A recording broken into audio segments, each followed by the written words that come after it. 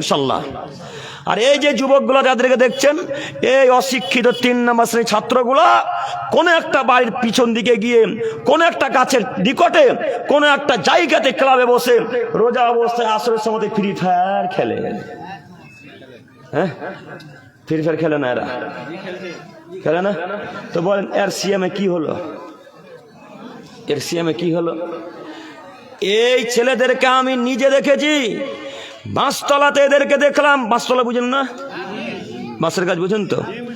বাঁশের ঝাড়ের নিচে সেদিন দেখলাম যুবক, গত বছর তোমাকে, তুমি বাঁশের যারা আসরের সালাত আদায় করে ফ্রি ফায়ার খেলা শুরু করলে, জোহরের পর একটু কোরআন তেলাওয়াতের সুযোগ ছিল, তুমি তখনও গার্লফ্রেন্ডের সাথে কথা বলা শুরু করলে।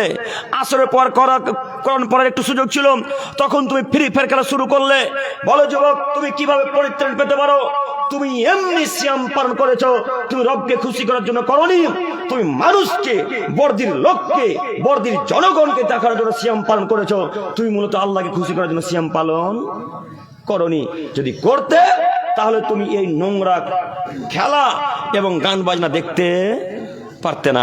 আজকের পর থেকে এখানে তওবা করে উঠবো, আল্লাহ আমরা সিয়াম পালন করে যেন তাকওয়াশীল অবলম্বন করতে পারি, আমরা যেন ভদ্র নম্র মানুষ হতে পারি, এই তৌফিক দান করে সকলেই বলি আমিন। আজকে থেকে ওয়াদা করতে পারবো না? আজকের পর থেকে গানের মুখে লাথি মারতে পারবো না? আজকের পর থেকে ফ্রি ফায়ারের মুখে লাথি মারতে পারবো না? পারবো কি? পারবো ইনশাল্লাহ। আল্লাহ তুমি আমার